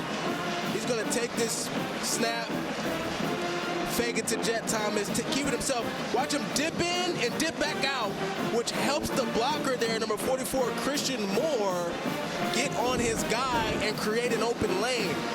That's next level running right there, John. A lot of guys who run the football, they see open space and they go right now. For Haj to have the patience to be able to set the block up, next level. See Mom celebrating. He is the game's leading rusher, just south of 100 on the game. Haj Williams using his athleticism to get outside the pocket to avoid the pressure for a big first down, and then coming back again with a couple. Back Haj Malik Williams. He's got great understanding of how defenses are trying to attack him, and he's able to use their strengths and turn them into weaknesses. And he's just unfazed, John. That's the best way that I can describe. His poise is exceptional, and the offense really plays just like that at him at the helm. Why not take a shot? Woods gets nothing. Well, let's check in some more on the background of Haj Malik Williams and the bond with Mom, with Emily. Yeah, you saw his mom, Beverly Griffin, who he says she does not miss a game, rain or shine. I actually talked to her before this game. She was really excited for this one. But Williams told me the biggest family he has here is the Vegas community. He has made an impact working with the Nevada Youth Network. Last week at a dinner with the students, they actually presented him with a Human Kindness Award, John. So giving, so caring, and he sticks around. Lewis off the fake. He has nothing downfield. There's nothing. Antonio Doyle, the pressure. Part of the way that Haj Malik Williams gives back. Just amazing stuff, and we had an opportunity to talk to him about the work that he does in the community. He said he had a chance to host a class. He didn't know what he was doing.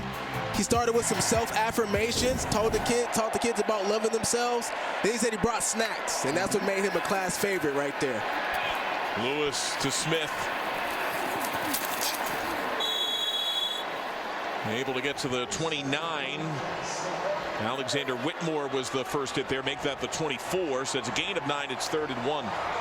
Smith hasn't really been involved much in the game plan tonight. You know, he's a big play threat. Like to see Nevada target him a little bit more. I mean, do you almost already start thinking about 4-down territory? I know where you are, but where are you on the scoreboard? It's a little early, especially this deep in your own territory. On the ground, and he's right just short of the marker. He looks like a half-yard shy. And UNLV feels like they stopped him here, and you're kicking? This deep in your territory, it's a tough decision, but because you only need an inch, I think you go for it here in this situation. Nevada on 4th down, 52% on the year.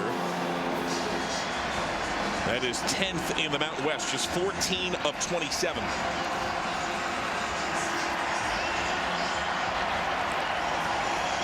Out of the pistol, single digits on the play clock. Lewis can run. He keeps. He's got it. And more. What a block there by Braham. Well, the initial block happened on the outside by Marcus Bellin, which allowed then Braham to get on the outside. Here comes Marcus Bellin right there on the block there, which sprung Lewis then to the outside for a first down. And this off target, looking for Oliver Stewart. You know, Brendan Lewis has missed a couple throws in this game, typically pretty sure-handed. He had the underthrow that led to an interception. You know, right there, just missed a wide open target and the flat is tight end. He's 67% completion rate, which is 2nd in the Mountain West this season. So usually pretty accurate, but has missed on some throws tonight. That's just the pressure of UNLV? I think it's disrupted him a little bit. On 2nd and 10, going middle. That's Bellin. Out of the first hit, not the second. He's got the first to midfield, gain of 11. Jet Elad stopped him there. And you can see now Nevada getting into their 2-minute hurry-up offense mode here late in the 3rd quarter, trying to get some rhythm. Oh, Woodard backside. He eludes it. And now he's got the space. And he does not go down. He invites the harm after picking up the first at 12 yards. Cameron Oliver hit him. That is an exceptional play by Brendan Lewis. Not very many players are able to get out of the hands of a player like Jackson Woodard. Recognizes it late and able to make a play for his team for a first down. Because some of the blunt reality is that not only is Nevada down so many points, but UNLV has done whatever it's wanted offensively. Defensively, they've been able to take advantage as well. Late stage 3rd quarter. Lewis finds Smith. Latch on there by Tony Grimes. So he's got the 24. It's a gain of 14. This is the most productive drive Nevada's had since its opening possession. Yeah, and it's interesting because they're running a hurry-up type of offense right now. And typically when offenses are struggling to get a rhythm going or get something going from a drive standpoint, you get into a little bit of a 2-minute hurry-up mode to try to catch some rhythm. And you're seeing the results of it work positively right now for Nevada. 50th all-time clash between Nevada and UNLV. If UNLV wins, the Rebels into the Mountain West Championship, a rematch with Boise State, and a chance at the CFP. They just get that playoff. Lewis on the roll, looking. Tries to thread the needle off the hands, incomplete. That was thanks to the pressure from Tony Grimes. Well, they were trying to disguise this play as if everything was going to go to the left, and then they were setting up a throwback to Cortez Braham. They wanted to give him a shot in the end zone, but again, I mean, the discipline by these DBs for UNLV, these defensive backs, these corners and safeties, I mean, they've been glued to these wide receivers all night long. See the fire there from Barry Odom. has led the Rebels to 18 wins in his first 2 years. Most wins over any 2-year span for the program in 4 decades. Ramseer. And again, it's Woodard who had a slam on the brakes. He gets to the 19, gain of 5. Let's take a look at our Verizon red zone on the year, getting touchdowns at a 78% clip, a marked change from when they were sub 50 a year ago. They've shown a dramatic improvement this season, John, in that category. It hasn't led to a lot of wins, but the growth has been really important. This is their first red zone trip today, 3rd and 5. Expect some pressure here from UNLV. Here comes Jackson. That's Lewis. And there's the flag. Middle, the big hit. Catch was made by Ramseer, but it's going to come back. Jalen Catalon dropped that harm. Yeah. They run what we call a cross dog by the 2 middle linebackers. Jackson gets in, and then they hold him there. Holding, number 56, offense. 10 yards from the previous spot. Replay, 3rd down. Redshirt freshman Tyson Ruffins. Yeah, so what they're going to do here is there's Jackson, number 7, coming, and then they cross number 8, Marcel McDuffie, and there's the hold then on Jackson Woodard. We'll take a look at again that right arm. Just a grab there. That's number 56, Tyson Ruffins. And this has been the story of the game for Nevada. How about this drive? Their best, you mentioned it, their best drive of the game, resulting again in a penalty that knocks them back. 3rd and 15. Stand-up pressure shown by UNLV. DBs are deep. They only send 3. They still pressure Lewis.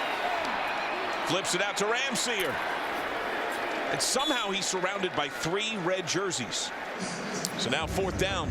Yeah, I think if you're Nevada in this situation, you got to go for it.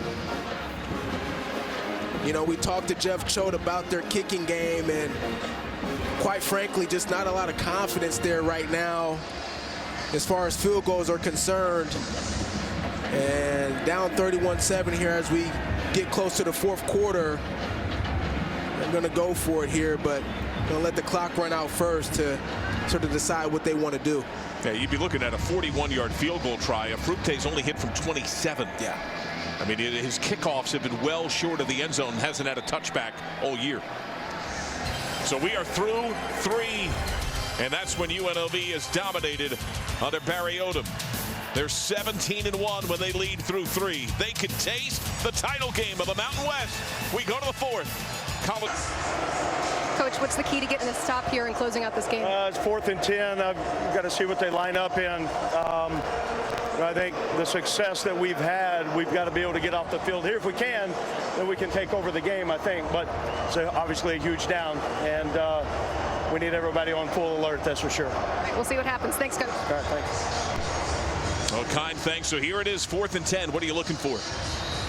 Man, you've got to go to your playmakers right here. Cortez Braham has been good for you all night. Jalen Smith has been quiet, but he's at the bottom of your screen in a one-on-one situation. 4th down.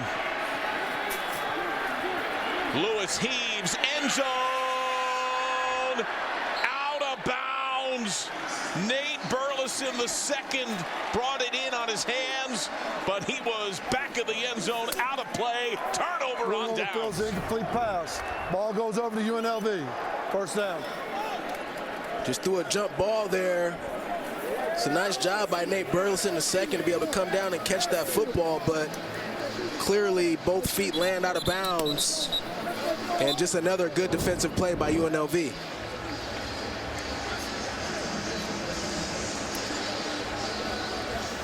Well, Burleson got a shot. UNLV has done damage on the game on the ground. It's a big part of why they've been so good on 3rd down. They're going to look to continue to run this football here to close out this game. I mean, that's exactly what they did against San Jose State in a monsoon. And what a drive there after the initial scrum was created. It was Greg Burrell last week who had 10 straight carries for 44 yards and worked the final 7 minutes and 21 seconds of the game. And as a running back, as an offensive lineman, this is the part of the game that you really love. I mean, this is the part where you get to impose your will on the opposing defense, knowing you were going to run the football, but can you stop us? Needing 2, Williams has the first. The stars have shined so bright for UNLV. Woodard was a huge part of the first half damage, and Hajj Malik Williams has been a constant all game.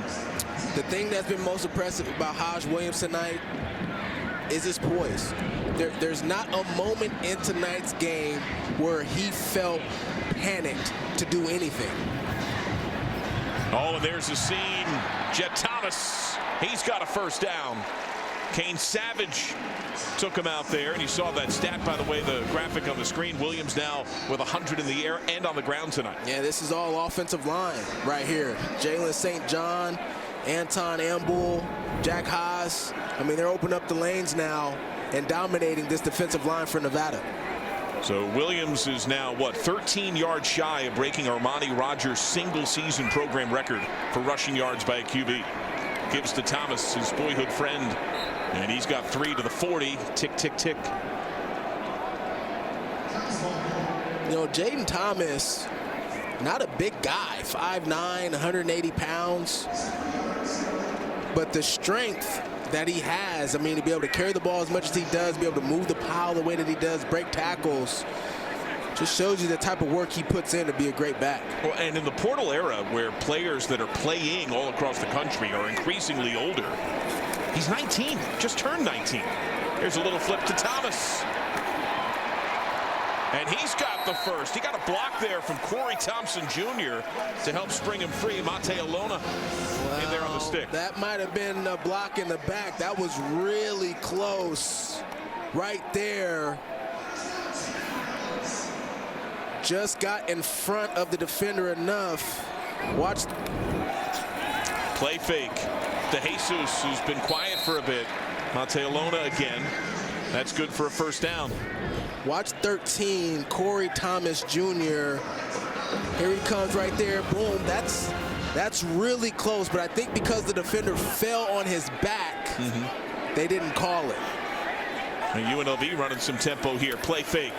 Williams fires. Oh, perfect timing. Touchdown, Ricky White.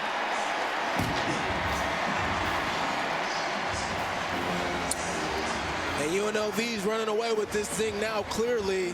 And again, Hajj Malik Williams standing in the pocket, being patient, unfazed, showing the poise, not rushed. He had 2 targets he could have went to, looked to the outside, came back inside there to Ricky White, and just threw a dime. Just threw a dime there to his favorite target for a touchdown. Well, UNLV scoring almost 39 points a game. They're on pace to shatter the program record. They got 38. Win, they're in. And they are sitting pretty to go back to the Mountain West Championship. Feasting still. They are. They are feasting. Might not need that wishbone. I think they can do it with their own offense and defense on the field. There won't be any Grinches tonight. Well, maybe for Nevada. It's a nice costume out there. It is. Yeah, December's right around the corner, my friend. So here's a fairly deep kick. Nevada elects to let it go through. So UNLV has the big lead. This is how the college football playoff bracket shapes up based upon the current CFP poll. But keep in mind, assuming UNLV doesn't tank with 12 minutes to go in this game, they're going to rematch with Boise State in the Mountain West Championship. What's possible for the Rebels? Yeah, assuming that they don't score 29 unanswered like Colorado State did against Utah State last night, they're going to be in well positioned now to compete for the Mountain West Championship game and have an opportunity at the rematch to get the win. Nevada goes empty. UNLV had never been to the title game until year 1 for Barry Odom last year. Woodard over the middle. Smith And he's got a first down, and the rhythm continues. Jet Elad, the tackle. That's a gain of 16. Well, Jackson Woodard right there had a clear beat on Brendan Lewis for a sack in the backfield and just hesitated, didn't attack there. I think he was trying to avoid a potential roughing the passer.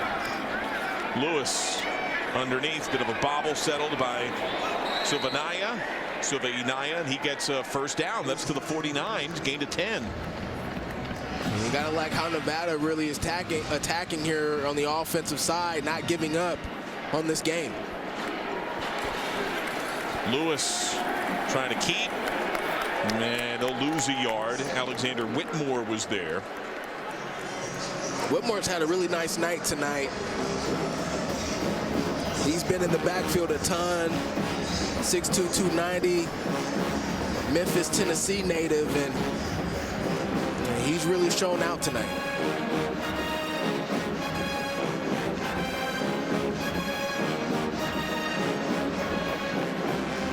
Second down and 11.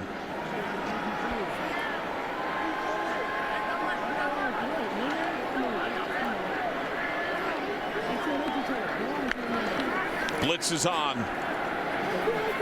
Bellin. First down. Sidesteps the first man and then hops out of bounds. Broke the ankles there with Catalan and Elad. Well, for UNLV under Barry Odom, it is not a renaissance. It is a redefinition. It was a losing program for 4 decades. Averaged 2.5 conference wins a year. And in 2 years, they have become one of the powers in the Mountain West. Ramseer. Yeah, it's been a lot of first time in a long time for UNLV, Turbo. They haven't beaten Boise State since 1976. And I'll tell you the one person who believes that could change, that's Barry Odom. And that's why he took this job. That's why he wanted to be a Rebel, the head coach of this program, and he truly believes that this is a team that can compete for the Mountain West Championship year in and year out and compete for the college football playoff year in and year out as well. From bottom feeder to the championship game. Lewis goes down. Keith Conley latches on. The sacks and TFLs continue to pile up. Coming into this game, Keith Conley Jr., 2 sacks on the year. Finally able to get into the backfield and get one, almost lost it there. And he said, I wasn't letting go this time. A nice job. This defensive line for UNLV, I mean, really all night long, John, has overwhelmed the offensive line of Nevada. 5 sacks. Nevada had allowed 22 all season entering this game. Only 3 down linemen. But the blitz comes. And Lewis is down again. Jet Elad swoops in and takes out the QB. And, you know, this is one of the important factors of playing the running back position. You talk about running the football. Ramseer, he's got to get across that line of scrimmage much quicker and get to Elad for the pass protection there. And Elad is able to then avoid him because he's late and get the sack. 6 sacks for UNLV tonight, tie a season high. This defense is dominant and deep. It's something you've mentioned quite a bit in advance of and during this game. Every level is productive. De Jesus fair catch wave at the 16.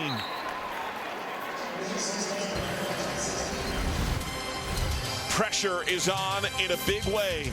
UNLV tasting the title game, living in the backfield. Last year, Taylor Green, 2 touchdowns, ran for 2 more, 5 Mountain West titles for the Broncos. Much closer before a record crowd here at Allegiant Stadium earlier this year. Ashton Jeanty, who's a big-time Heisman candidate, had 1 touchdown, the winner on 4th and goal in the 4th quarter.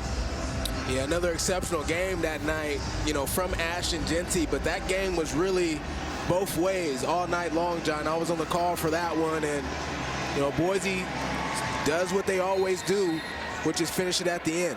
Cameron Friel, quarterback change. He started this rivalry game in 2021. Only a 6 pass tries on the year on the ground. Oh, Jet Thomas spins off the hit. Sheds another. Jet Thomas takes off to the 30. Michael Coach Jr. saved the touchdown. Just decisive. And for a guy who's only 180 pounds, hard to tackle. That shows you the explosiveness that he has in his game. Look at that. Boom, get off me. Stiff arm, another stiff arm. And now it's off to the races. And all night long, Jaden Thomas has been a monster. 300-yard games coming into this season. Tack on another one tonight. 44 yards on that run.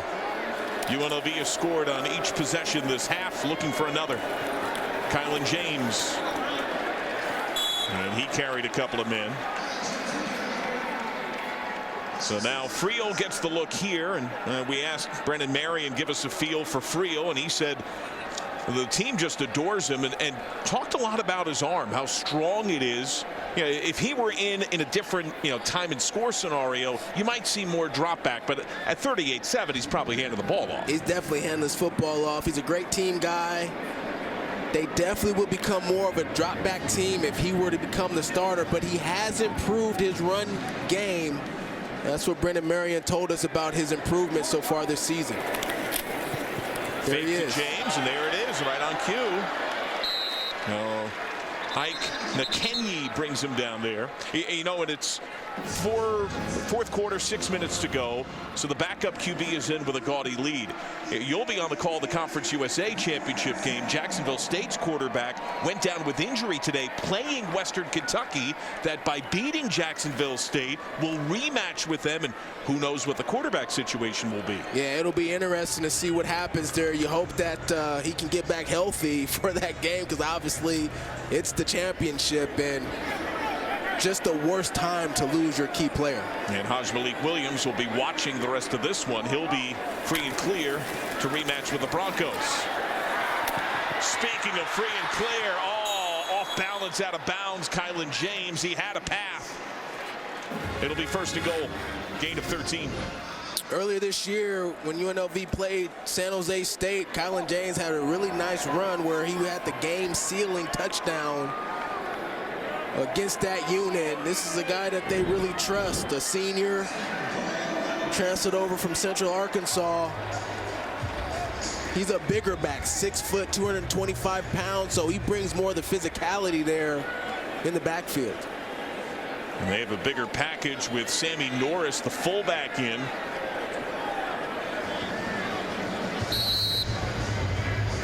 And they'll call timeout.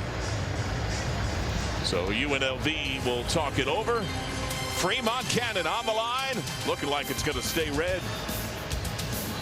Geico, UNLV thundering Nevada 38-7. How have your keys held up, Turbo?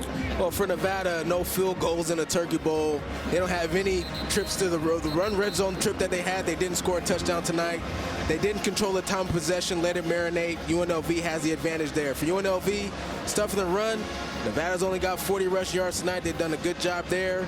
And can you pass the turnovers? How about 2 takeaways for this UNLV defense tonight?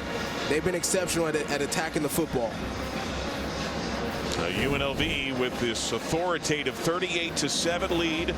The Fremont Cannon on the line, dreamt up by Bill Ireland, a Nevada alumnus who was UNLV's first football coach. The backup QB, Cameron Friel, is in. Many other backups in as well, including on the line. On first and goal. On the ground. Short. And ball loose, and Nevada's got it. Kylan James coughs up the football, and Keaton Crawford is there. A fumble recovered by defense. First down, Nevada. So the Wolfpack hold and deny the score with under 5 minutes. Boy, hey, this was a big hit right here that causes fumbles. Nice patience initially by Kylan James, sort of working his way to the hole. But how about Nevada? Game out of reach, not giving up. Big fumble recovery there. As we switch to easy mode, the Geico play of the game, what do you got? How about a blitz coming off that right side there, and Jackson Woodard then able to recover it. Jarvis Ware getting into the pocket, forcing a fumble. Jackson Woodard with the scoop and score. That is the play of the game tonight. John Sadak alongside the Super Bowl champion, Utah State Athletics Hall of Famer Robert Turbin. Emily Proud down to the field. Scott Brandweiner, producer. Matt Plundo, our director. Underneath, and in a bad spot, Marshawn Brown. That was behind him a bit. That's a hard 2 yards. He had a wear from Jeremiah Vessel. I mean, you could just hear this hit by Vessel. Nice job breaking on that football. Blitz is on. Lewis launches, caught by Smith. And he falls down. He does have the first, and I think you were really on something early, Turbo, when talking about the inconsistency and the accuracy of Lewis, who has been so keenly accurate on the year. This is just a cumulative effect, right? It really is, and you got to give credit to UNLV's defense putting pressure on them, making them uncomfortable in the pocket. Looked like there was movement left side. Now a dangerous ball, and Smith goes up and gets it. That's a man's catch. That's 11 yards for a first. Jaden Smith has really come on late in this football game with some huge catches. Quick hitter, right back to him. And forward progress gives him a yard plus. Lavario Wiley was there. He's become the favorite target of Lewis of late. Yeah, this fourth quarter, he's targeted Jaden Smith a lot. Try to get him at a part of this game. Blitz on. He sees the seam. Lewis. When Nevada's been at its best, he has plays like that far more frequently than he's enjoyed tonight. No doubt about it, and they just haven't been able to. He just hasn't been able to escape the pocket much. And, you know, the thing about the defensive line for UNLV is that they haven't always rushed the quarterback. They're rushing their lanes, which has kept the quarterback in the pocket and causing a lot more pressure. He got 16. Now he has space again and tries to get low and goes down just short. He'll get 9. Well, playing certainly for a lot of pride, and Nevada's had a tough Mountain West schedule. Had to play at San Jose State, at Boise State, now at UNLV. They missed many of the bottom tier teams in the league this year. And for the most part, you know, games like this are more of an outlier. They have been in, coming down to one possession, most games this year. In fact, Jeff Choate's team tied for the most one-score games in the FBS entering this affair. Yeah, you look at the score of this game and you look at the record for Nevada and you think to yourself, oh, you know, all their games have been like this, and absolutely not. I mean, they could easily be, you know, 9-3 instead. Very late sub, and the 2-minute timeout is here. 38-7 UNLV, the Wolfpack 38-7. The end of the regular season is here, and our Inside College Football crew recaps all the nail-biting action coming up next right here on CBS Sports Network. Brent Stover, Kevin Carter, Beanie Wells will have the breakdown. A lot of intense rivalry games this final week of the regular campaign. This one saw Nevada get a score on its early possession, but it has been downhill dominance by UNLV since. Yeah, they've really overwhelmed Nevada on really all three phases of the game: offense, defense, and special teams. And, you know, I credit for Nevada for continuing to fight. They forced a fumble there at the end of the drive, and they've got a drive going right now and playing for a lot of pride here. Going empty, 4-man rush. Lewis goes to Bellin, and he is driven down. Cody DeCambra, the primary hitter. He's just short, 9+. You know, Marcus Bellin, a Nevada native, grew up in the Truckee area. It was his dream to play for Nevada. Went to some other schools at first and ultimately ended up at his dream school here at Nevada. Been a key player all year long. And there is Ramsier, who from the spin move has the first to the 20. Cameron Oliver tapped him there, gain of 3. So this drive approaching double-digit plays. Only one touchdown to this point. That was the pass to Cortez Braham Jr. on the opening possession. Lewis, one-hand try. Touchdown signal, Jaden Smith. How did he do it?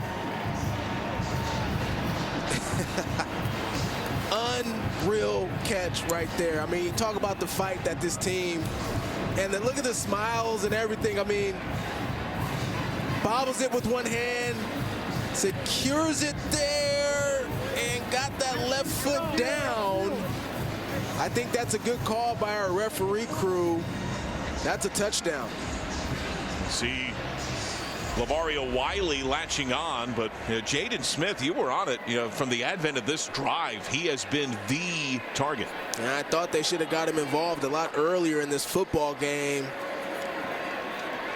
Nonetheless, he's been impactful here, particularly in the fourth quarter. And he's had a touchdown now in 4 straight games, leads the team with 7 on the year. Kian Afrukte.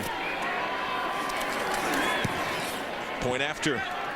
So a 10-play, 89-yard drive consumed 3.5 minutes. There were 12 straight completions now for Brendan Lewis. So the landscape, the latest in the Mountain West.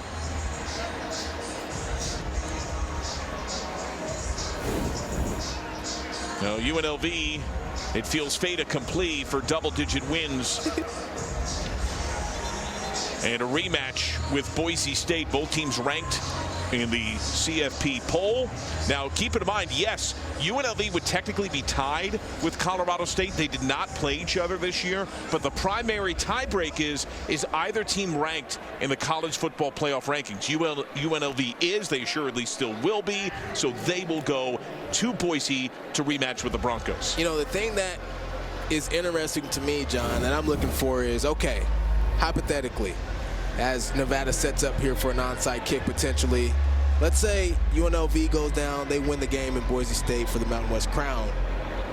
Do 2 group of 5 teams go to the playoff? Great question. Do 2 Mountain West teams get into the playoff at that point? I mean, the Broncos' only other loss is by a field goal to Oregon. Exactly.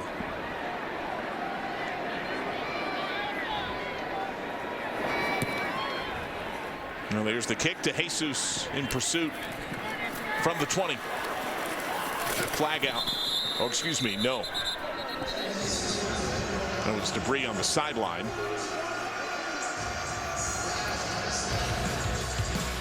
Malik Williams, huge today. He's been an absolute superstar, John. That's the best way to describe him. And you want to talk about his leadership, you want to talk about his poise, it was all on display tonight. And this team really mirrors the way that he plays. I mean, they don't get down when things aren't going their way. They're able to take advantage of other teams' mistakes, and they're able to bounce back off the mistakes that they make. I mean, he's been awesome. Creel hands it off. Monte Alona gets low, the rude greeting after a half yard. Devin Green. Yeah, Malik Williams was asked about the rivalry this week, and he said, timeout, Nevada. I am all for UNLV. Whoever we hate, I hate. And a timeout called by Nevada that might burn in a little bit of that with this kind of a score with 1:07 to go. Nevada's saying, we're not ready to let you guys celebrate yet. Not at all. Now let's take a look at the history of what's happened for the championship in the Mountain West.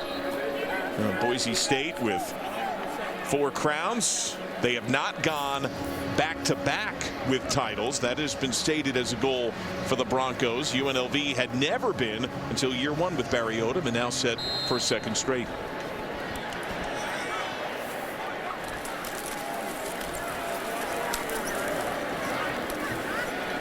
Another run for UNLV. Crowd doesn't like it. Little gamesmanship. Timeout, Nevada. Their 3rd and final timeout of the half. This is 30 seconds in, all the way to the finish line right there. But you know, it's been awesome calling this game with you, John. Our first one together this year, and I want to give a shout out to our crew, man. Scott Brandwine down in the truck, Matt Plundar, our director, some of the guys up here, Rob Murray, Josh Bennett, Rick Van Berger. You guys make us all look good up here, man. We appreciate you. Ryan Locker. Bill Hopesman. Just a great crew, man. Help us out, make us look good up here. Kind thanks indeed. Yeah, this holiday week, it's a special swirl, the symmetry of football and family and holiday. Yeah. And in the college game, we get treated to the rivalries like this.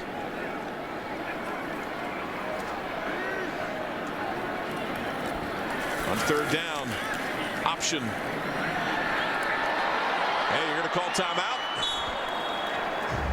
There's the option pitch, and D'Angelo Urban moves the chains. So Nevada's got no timeouts. Clock frozen as they set the chains. So victory formation can arrive. Yeah. UNLV trying to get to double-digit wins for the third time in program history. They did it in '74. They did it in '84, where their quarterback was Randall Cunningham. And now in 2024, they're 50 seconds away. And they said, look, since you guys want to call timeout, we're going to keep running the football instead of taking a knee. There's the true freshman, Burrell, getting back into the action. He's a Las Vegas native, so I'm sure he has tons of family that comes to all the home games, with this being the final regular season game. I'm sure he's got a lot of family here. And how about UNLV, man? Coach Barry Odom, this has been a fantastic season for them. And, you know, last year they had a good start to the year and really collapsed at the end. And this year they were able to sustain their success, and it's been awesome to see. It's a 10-win campaign, and the title game ticket is punched. UNLV is on to the Mountain West Championship. It's the second berth in program history, a second straight, and it'll be a rematch both this year and in that championship.